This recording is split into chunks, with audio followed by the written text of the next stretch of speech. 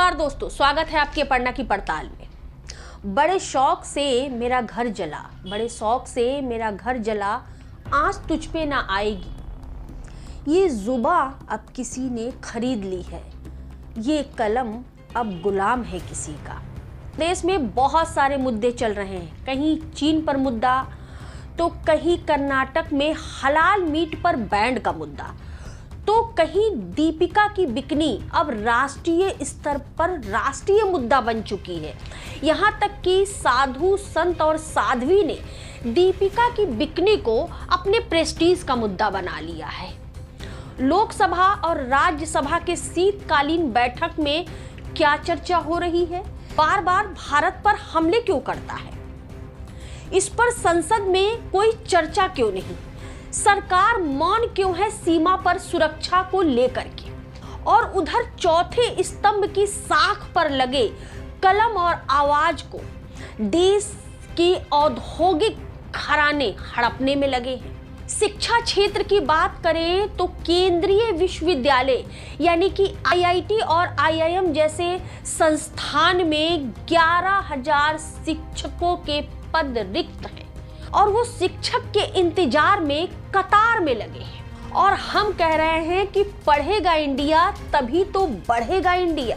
साहब, जब आईआईटी और आईआईएम जैसे शिक्षण संस्थानों में शिक्षक ही नहीं हैं तो वहां पे बच्चे शिक्षा किससे लेंगे?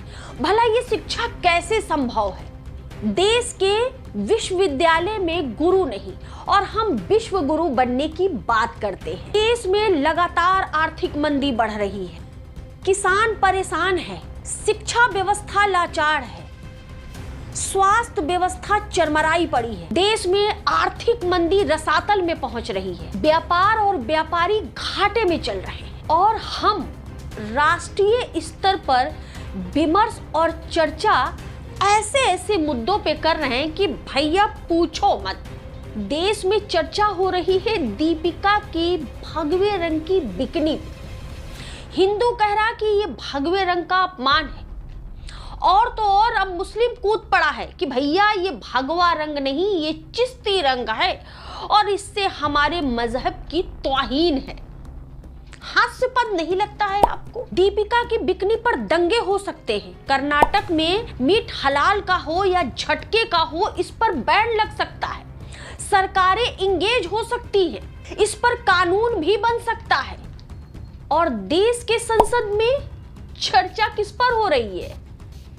देश का एकमात्र ऐसी संस्था जिसके सहारे लोकतंत्र खड़ा है, सर्वोच्च न्यायालय। संसद में अदना सा मंत्री कह रहा कि सुप्रीम कोर्ट को कौन से केस लड़ने चाहिए, कौन से केस लेने चाहिए, इस पर चर्चा हो रही है। यानी कि देश के सर्वोच्च न्यायालय को अब मंत्री बताएंगे कि उनको अपना कार्य कैसे करना होगा। आखिर ये देश में चल क्या रहा है और क्यों? और इस पर कोई सवाल क्यों नहीं पूछ रहा? ये जिम्मेदारी आखिर किसकी है? जनता मूर्ख पर मूर्ख क्यों बनती जा रही है?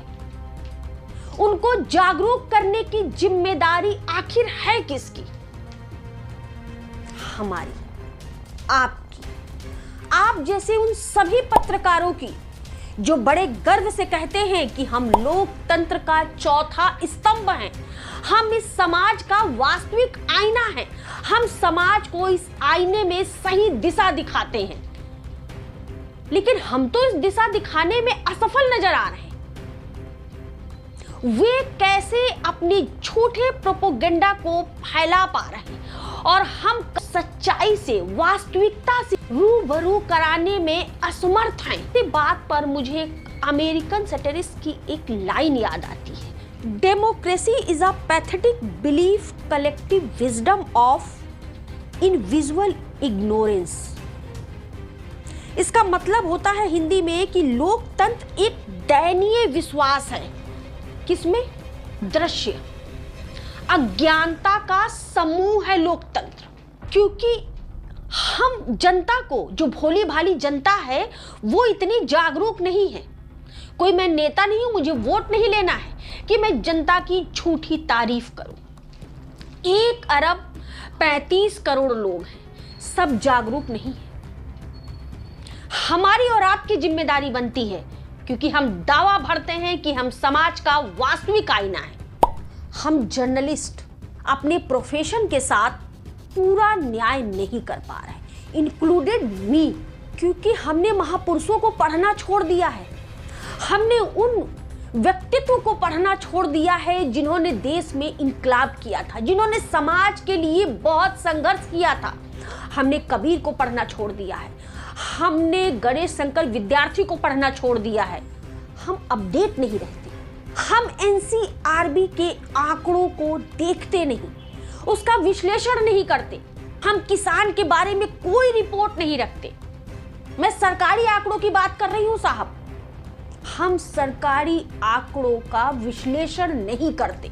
रवीश कुमार, अजीत अंजुम, साक्षी जोशी, अभिसार शर्मा, नवीन कुमार, ये सब इस लोकतंत्र में अपनी एक बेहतर अदायगी दे रहे हैं, अपना एक बेहतर परफॉर्मेंस दे रहे हैं, लेकिन शायद अभी भी हमको होमवर्क की जरूरत है। हम अपनी जिम्मेदारी को जो इस जनता ने, जो इस समाज ने हमको दिया है, इस जस को हम निर्वाह नहीं कर रहे हैं साहब। सरकार कैसे भोली भाली जनता की भावनाओं के साथ अब वास्तविकता की भी मार्केटिंग में परफेक्ट होती जा रही है। अब झूठ को भी वास्तविक रूप देकर मार्केटिंग करी जा रही है, उसको परोसा जा रहा है और जनता विश्वास कर रही है। मुझे ऐसे समय पर, ऐसे माहौल में जनार्दन स्वीप, जो कि बहुत बड़े स्कॉलर रहे, उनकी ये लाइन याद आती है।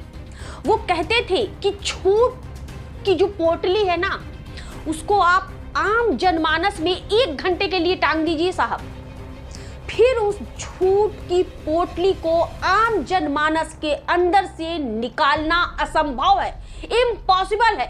वही हो रहा है, इस लोकतंत्र में झूठ परोसा जा रहा है। के हालात को देखते हुए जनार्दन स्वीप की वो बातें आत्मसात करनी चाहिए हम लोगों को। अब वक्त आ गया है, हमको शासन प्रशासन और उनकी कार्यशैली, उनकी गलत नीतियों को एक्सपोज करना ही होगा, आम जनमानस को जागरूक करना ही होगा, वरना हमको समझ लेना चाहिए कि हम पत्रकारों में, जो हमारा जर्नलिस्ट का वर्ग है, उसमें ये कुवत ही नहीं है।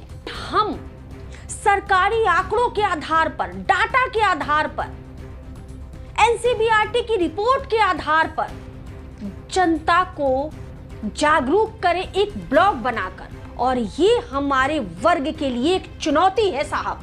आज की वीडियो में बस इतना ही।